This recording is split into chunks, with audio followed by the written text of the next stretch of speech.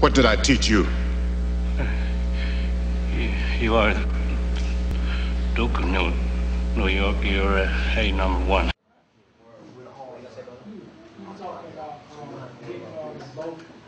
So all the things about the tsunamis and Florida going under and California being separated and different islands. Yeah, all of that's going to go down. It's just that 212. It may happen before that. You know what I mean? I'm just saying that in the event of all of those things happening, there's always the worse a situation is sometimes, the closer you are to getting out of it. It's just a view, it's just how you are viewing your perception of what's happening to you. You know what I'm saying? So you have people who feel like they are beset by demons all the time. You know what I mean? Where they just feel that they can never do nothing right. But when you don't pay attention to the divine's voice, you know what I mean, of the Most High, those spirits or angelic frequencies become demonic frequencies because you're on a lower level. So in order for you to get raised up, they got to downgrade themselves into an almost demonic form so that way you could be scared almost into your real self. That's why when you watch horror movies, right, the white guy is always going to the dark.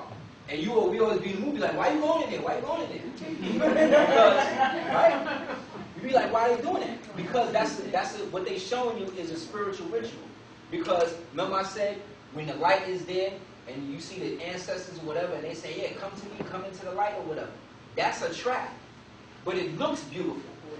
You know what I'm saying? So because it looks inviting, it looks beautiful, you say, okay, that's cool. So you know what? I want to be with my people and them who died before or whatever. So let me go with them. But ask yourself this. If you have now transcended and you are no longer in a physical body, right? And you don't have a physical body to identify yourself, how is it that you are looking at people who have physical bodies in a place where physical bodies don't exist? That's a trap. They line you up. Whereas when you go to the darkness, right? When you go into the darkness, though, what you're doing is you're going into that most deepest recess of yourself. And the monster that you see there is actually the real you that you can't see because you're still looking at things from a human perspective. You know what I'm saying? But we are human beings, we are spiritual beings having a human experience, not human beings having a spiritual experience. You see what I'm saying? So it's totally different. So depending on your perception of yourself in the time-space continuum, you're either going to ascend or descend. But sometimes you have to descend to ascend, and vice versa. So there is no one way to get there. The goal is to get there. The experience or the ritual is the journey. Therefore, the journey of perfecting oneself is better than being perfect. Because once you are perfect, you're dead. If you go into the story of Adam and Eve, if it wasn't for the serpent getting them out of there, they had not done nothing. They wouldn't have ate, they wouldn't have got clothes, they wouldn't have fed, they wouldn't have done nothing. So they almost had to get tricked into a certain understanding. And because of that, in Western society, the snake get the bad rap. But the snake represents the Kundalini Shakti. And the snake is the same snake that's on the Nimbus crown. So how could that be evil? It's evil because you want me to believe that woman, femininity is evil. And that she has corrupted everybody. And it's her fault that I'm in the position that I'm in. Which then creates a malevolent intent, which then breeds homosexuality. Anybody else? Anybody? What's up, King? Yeah, right. I want to really touch on the amplification of the astral body,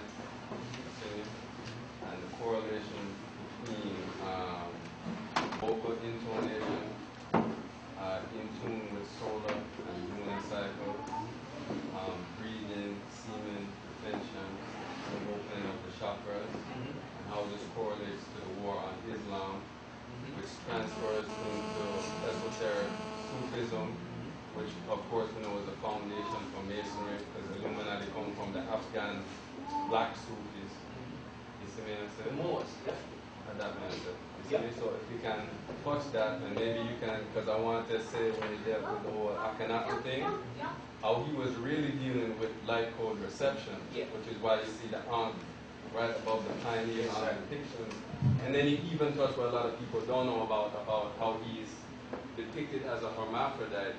But you With the already big talk hips. about, you see me I say? And the thing, yeah. Yeah, so I tried to condense that Hebrew stuff And, in that way if you want to touch that still.